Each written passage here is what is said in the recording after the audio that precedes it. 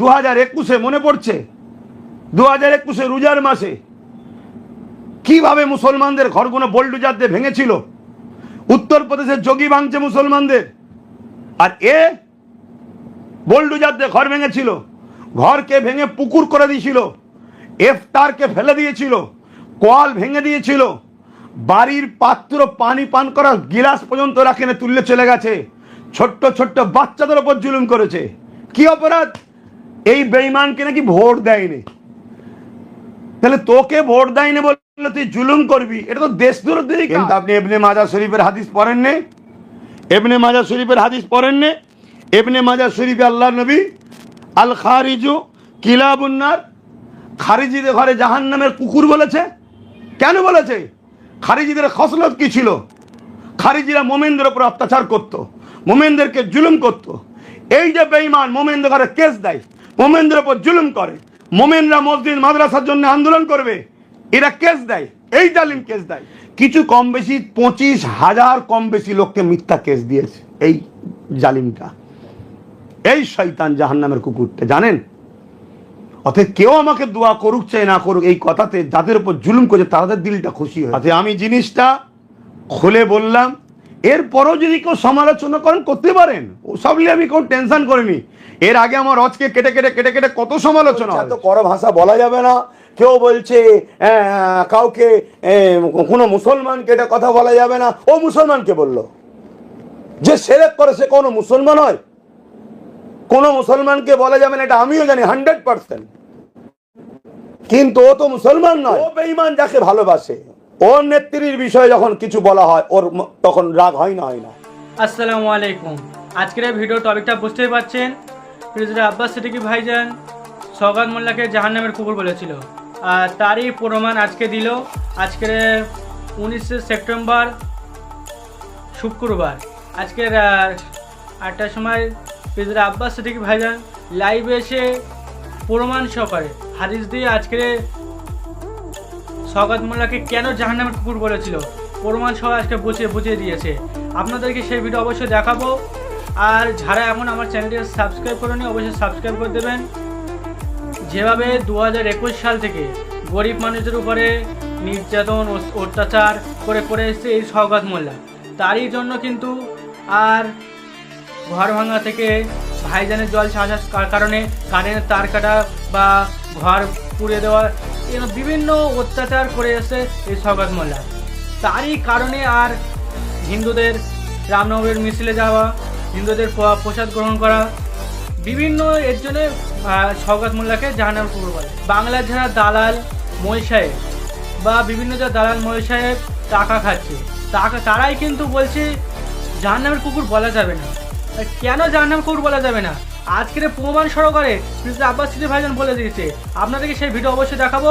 ভিডিওটা শেষ পর্যন্ত দেখতে থাকুন, কেউ না টেনে ভিডিও দেখবেন না, অবশ্যই পুরো ভিডিওটা দেখুন। ঠিক তেমনই ভাঙড়ের ঘটপুকুর রিলায়েন্স পাম্পের উল্টো দিকে দীর্ঘ 7-8 বছর ধরে ফুরফুরা আহলে সুন্নাত ওয়াল জামাতের ব্যবস্থাপনায় এই দোনোজাহানের সুলতান হুজুর পাক সাল্লাল্লাহু আলাইহি সাল্লামের আগমনের মাসে হুজুরের আগমনের খুশিতে হুজুরের শিশুবেলার আলোচনার একটা মাহফিল হয়ে আসছে।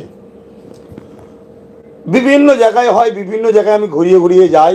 ভাঙড়ের আগে গেছি, ঘটপুকুরের আগে গেছি, এর আগেও অনেক কবার বাধা দেওয়া হয়েছে এই শাসকের পক্ষ থেকে। এই শাসকের লোকেরাই বাধা দিয়েছে, তারপরেও হয়েছে অনেকবার, প্রোগ্রাম হয়ে আসছে। এবছরও 12 রবিউল আউয়াল শরীফে গত 2 বছর যায়নি বলে তারা আমাকে এবছরে নিয়ে যাবার জন্য চেষ্টা করেছে।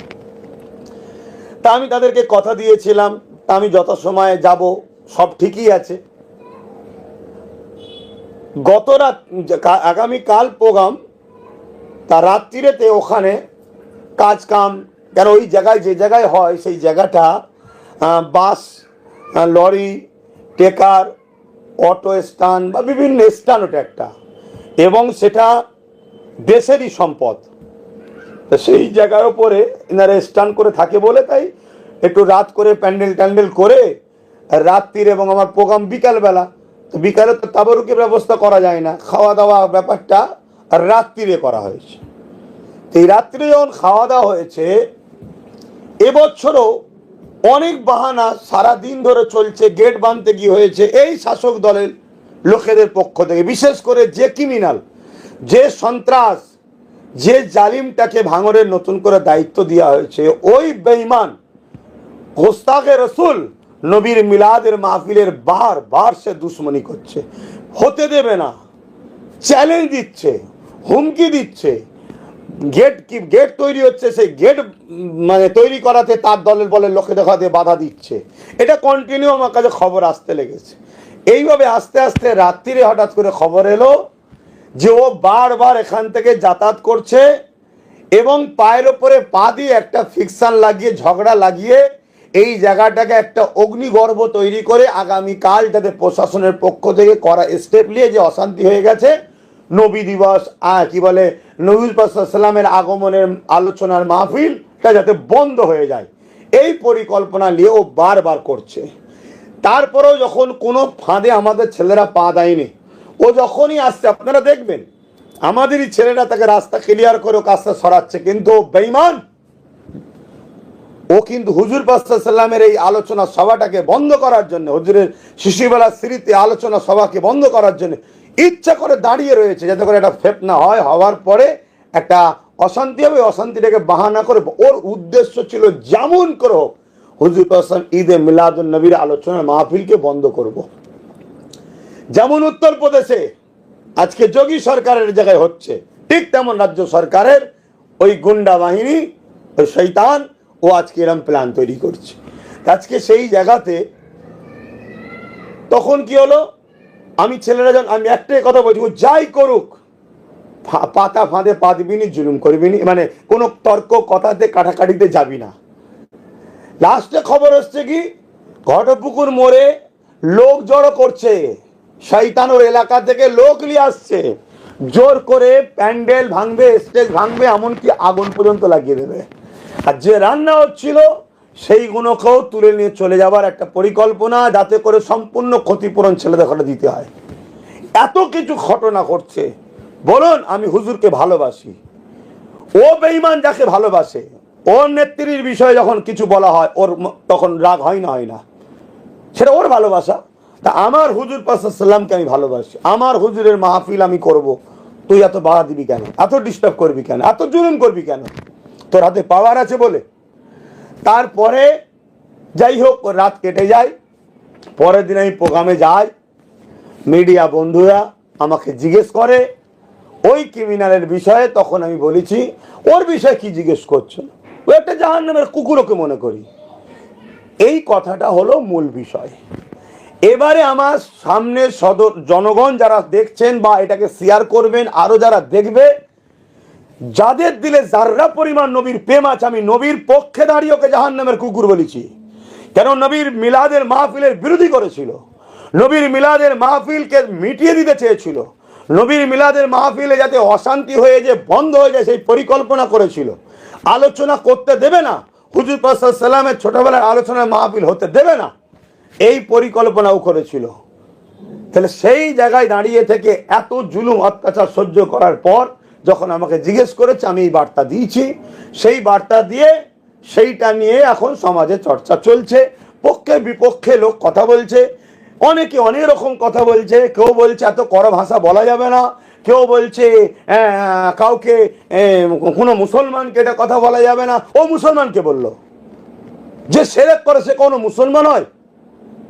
কোনো মুসলমানকে বলা যাবে না, এটা আমিও জানি 100%, কিন্তু ও তো মুসলমান নয়,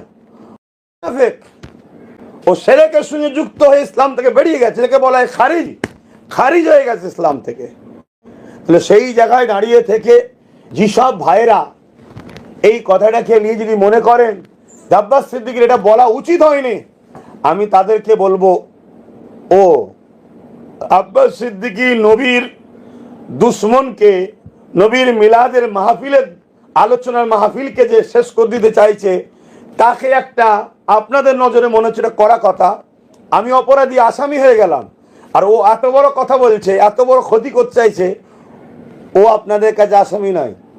মনে রাখবেন, আমার আব্বা আম্মা পরিবার দাদু আমার ভাইদের নিয়ে ও বারবার গালিগালাজ করেছে, ছোট বড় কথা বলেছে, মতো পবিত্র জায়গা, যে জায়গায় 4 শহীদান হুজুর রয়েছে, গঞ্জের সোহাদা হুজুর রয়েছে, জবানের মুজাদ্দেদ আছে, আরো বড় বড় ওলি আউলিয়া গৌস কুতুবদের মাজার রয়েছে, এরকম একটা ঐতিহাসিক প্রায় 1300 বছরের স্মৃতির ফুরফুরা শরীফকে জঙ্গিদের আড্ডাখানাও বলেছে।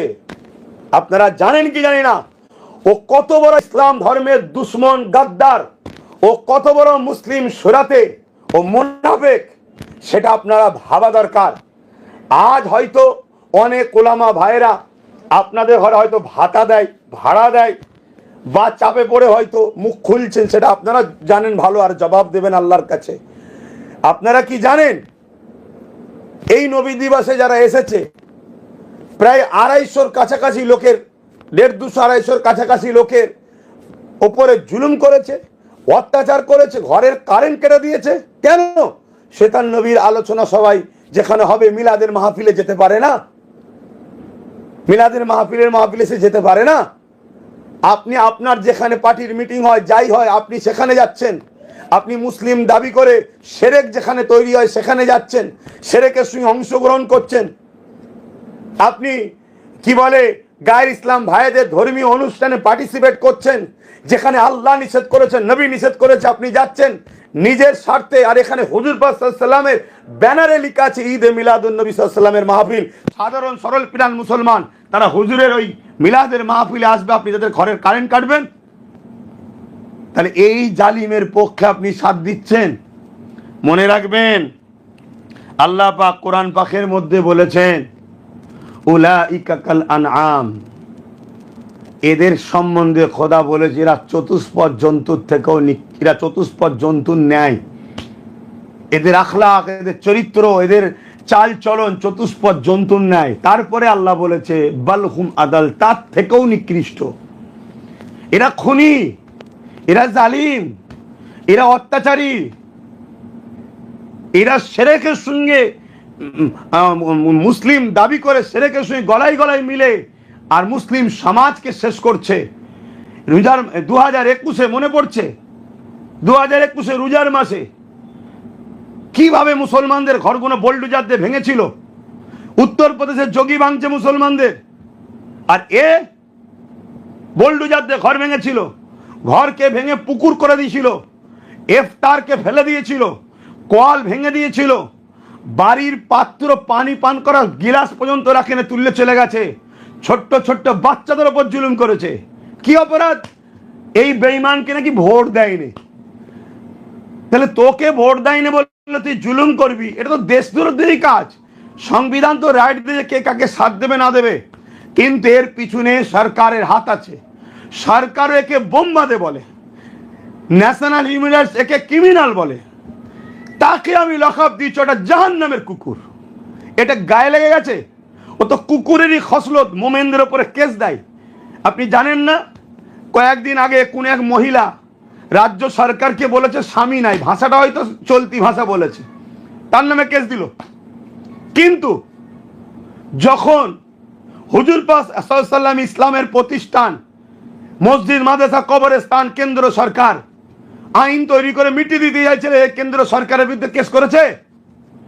এদের মসজিদ মাদ্রাসা কোরআন দিন ইসলামের জন্য এদের কোনো জানে কাঁদে না, এদের কাঁদে ওদের ওরা যে কাতারে, সেই কাতারের যারা আছে তাদের জন্য এদের দিল কাঁদে। এরা মুসলিম সমাজকে ধোকার মধ্যে রেখেছে, মুসলিম সমাজকে এরা বিপদের দিকে ঠেলছে, মুসলিম সমাজ মাথা তুলে দাঁড়াক এরা কখনো চায় না। সবচেয়ে বড় কথা শোনেন, যে আমার মসজিদ, আমার মাদ্রাসা, আমার কবরস্থান, আমার ঈদগাহ যে দুশ্মন, তাকে আমি জাহান্নামের কুকুর মনে করি।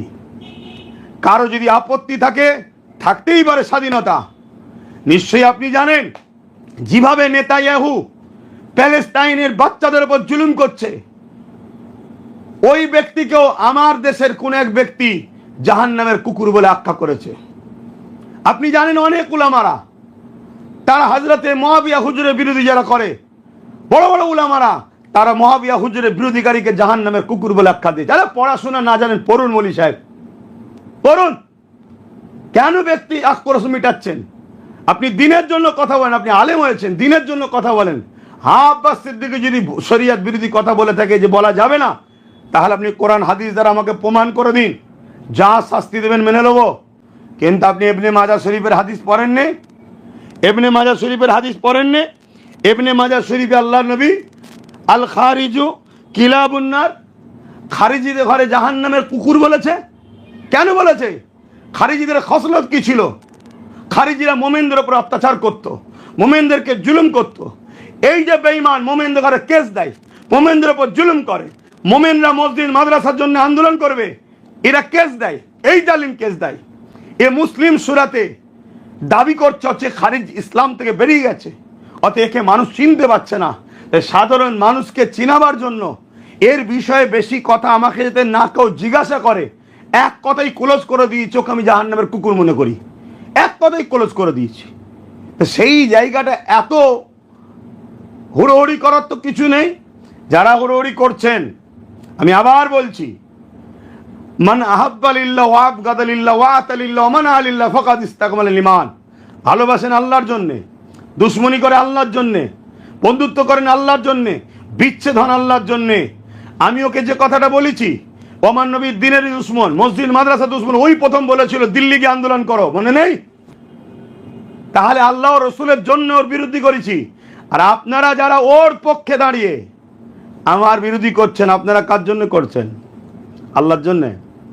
হ্যাঁ, অতএব মান আহাব্বা লিল্লাহ ওয়া আবগাদা লিল্লাহ ওয়া আতা লিল্লাহ ওয়া মানা লিল্লাহ ফাকাদ ইসতাকমালাল ঈমান। প্রকৃত ঈমানের মজা তারা পায়, প্রকৃত ঈমানদার তারাই। অতএব আমি জিনিসটা খুলে বললাম, এরপরও যদি কেউ সমালোচনা করেন করতে পারেন, ও সব নিয়ে আমি কেউ টেনশন করিনি। এর আগে আমার রজকে কেটে কেটে কেটে কেটে কত সমালোচনা হয়েছে, কত আমার বিরুদ্ধে মিথ্যা মিথ্যা প্রচার করা হয়েছে। নাউজুবিল্লাহ মিন জালিক। আল্লাহ নবী যেখানে বলছে আনা খাতামুন নবী, আমি শেষ নবী, সেখানে নাউজুবিল্লাহ বলা হচ্ছে আমি নাকি নবী দাবি করেছি। লা হাওলা ওয়ালা কুওয়াতা ইল্লা বিল্লাহ। একজনকে জোর করে চাপিয়ে দিচ্ছেন, তার মানে আপনি আখরি নবীকে অবিশ্বাসী করছেন। তারপরে আরো ইত্যাদি ইত্যাদি কত কিছু কেটে কেটে আমার সম্বন্ধে, আর একটা বিস্তারিত আলোচনা থাকে, একটা উদ্দেশ্য থেকে, একটা লক্ষ্য থাকে, সেটা বুঝাতে গিয়ে সামনে একজন ছাত্র যখন থাকে, তার শিক্ষক তাকে বুঝাতে গিয়ে হাজার রকম উপমা নিয়ে সেটাকে বুঝাতে হয়। অতএব এর খসলত এ মুসলিমদের ওপরে, মানুষের ওপরে, দেশের সম্পদের ওপরে, এক কথাই এ জালিম। আল্লাহ রসুল খারিজি তারা ইসলাম থেকে বেরিয়ে গিয়েছিল, তারা শিরকের মধ্যে লিপ্ত হয়েছিল, তারা মোমেনদের উপরে অত্যাচার করত, জুলুম করত, তাদের উপরে আল্লাহ রসুল তাই তাদের এই কর্মকাণ্ড দেখে তাদেরকে খারিজি এবং খারিজিদের সম্বন্ধে রসুল ঘোষণা দিয়েছে তারা কিলাবুন্নার, তারা জাহান্নামের কুকুর। আল খারিজি কিলাবুন্নার, তারা জাহান্নামের কুকুর। অতএব অন্যায়ের বিরুদ্ধে ইসলাম সর্বসময় খুব কঠোর, ন্যায়ের পক্ষে ইসলাম খুব নরম। আজকে গরিব মানুষকে মারবে, খুন করবে, অত্যাচার করবে, মা তুলে গাল দেবে, বাপ তুলে গাল দেবে, করতে করতে করতে করতে তুমি ঈদে মিলাদুন্নবী বন্ধ করবে, তার মানে তার বিরোধী করবে, তার মানে তুমি বলবে মসজিদ মাদ্রাসা কবরস্থান ঈদগাহ এখানে আন্দোলন করা যাবে না। তুমি একজন মুসলিম দাবি করে বলো কি করে? তাহলে তুমি মুসলিম নয়, তুমি মুনাফেক। তা তোমার বিষয়টা সমাজকে জানাতে দরকার, তাই জানা থেকে আমি বলেছি। জালিমের বিরোধী করেছি মজলুমের জন্য। কত গরিব মানুষের উপর জুলুম হয়েছে, আমার এই কথাই কে কষ্ট পাচ্ছে কি হচ্ছে আমি জানি না, তবে যারা কষ্ট পাচ্ছে আমার দুঃখ লাগছে যে যখন মসজিদ মাদ্রাসা কবরস্থানের বিরুদ্ধে বলেছিল যেখানে আন্দোলন হয় দিল্লি, তখন কষ্ট লাগে না আপনাদের? আপনারা কারা? মুসলিম সেজে কারা আপনারা? হ্যাঁ, আর ওর বিষয়ে বলতে আপনাদের গায়ে হাত লেগে গেল কেন? দ্বিতীয় নম্বর কথা, যাদের ঘর বাড়ি ভাঙচুর করেছিল 21 ইফতার টেফতারতে শুরু করে, কিছু কম বেশি 25,000 কম বেশি লোককে মিথ্যা কেস দিয়েছে এই জালিমটা, এই শয়তান জাহান্নামের কুকুরটা, জানেন? অতএব কেউ আমাকে দোয়া করুক চাই না করুক, এই কথাতে যাদের উপর জুলুম করেছে তাদের দিলটা খুশি হয়েছে, তারা মজলুম, ওই মজলুমকে খুশি করেছি আমি। যান হিসাব বুঝা পড়া ইনশাল্লাহ। যদি আমি ভুল করে থাকি আমি ওপেন বলছি, আপনারা কোরআন সুন্নাহ অনুযায়ী আমাকে বুঝিয়ে দেন।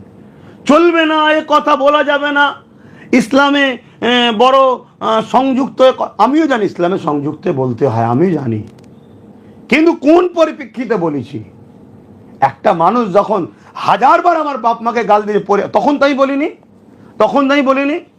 আমি তো তার বাপ মা তুলে গাল দিইনি।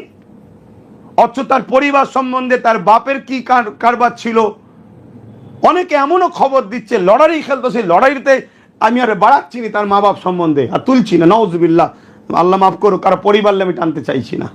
কেউ ভুল করবে, ছেলে আর বাপ মাকে ধরে টানবো, আমি এদিকে যাচ্ছি না। কিন্তু আমি তো বলতে পারতাম, আমার বাপ মাকে যখন গাল দিয়েছিল, আমার দাদুকে ভাইদের ঘরে, আমি বলতো না, আমি তখন বলিনি। কিন্তু আমার নবীর সামনে, দিনের সামনে কথা বলবে, আমি যে লর্ড সাহেব হোক তাকে আমি ছাড়বো না। তাতে তুমি যতই ভাড়াটিয়া মলি সাহেব লাগাও, আমি বলবো হ্যাঁ, নরম সুরে সংযুক্ত হয়ে বলতে হয় ইসলামে, আমিও জানি, কিন্তু হুজুরের জন্য, দিনের জন্য আমার এই কড়া ভাষাটা বেরিয়েছে। আর এর পিছনের দলিলও আমি দিলাম। একটা সহি হাদিস যদি থাকে, ওটা শরিয়াতে একটা হাদিসই যথেষ্ট, এবং কোরআনও তাকে বলেছে উলাইকা কাল আনআম, যারা কাদের সম্বন্ধে, যারা আল্লাহ দিয়া হাত দিয়ে জুলুম করে, অত্যাচার করে, আল্লাহ দিয়া কান দিয়ে নাই সত্যের কথা না শুনে, অন্যায় খারাপ কথা শোনে, আল্লাহ দিয়া চোখ দিয়ে নাই ভালো কথা জিনিস না দেখে খারাপ জিনিস দেখে, অন্তর থেকে খারাপ এ কাজ করে, তাদের সম্বন্ধে আল্লাহ বলেছে এ জালিম নয়, এ অত্যাচারী নয়, এ ইসলাম বিরোধী কর্মকাণ্ডে জড়ায় না। হ্যাঁ, হাজারো ধর্মের মানুষ বসবাস করে, হিন্দু ভাইরা মন্দিরে যাবে, গির্জাতে যাবে, খ্রিস্টান ভাইরা, শিখেরা তাদের গুরুদুয়ারে যাবে, কে কোথায় যাবে, যার পছন্দ, যা ধর্ম তার কাছে।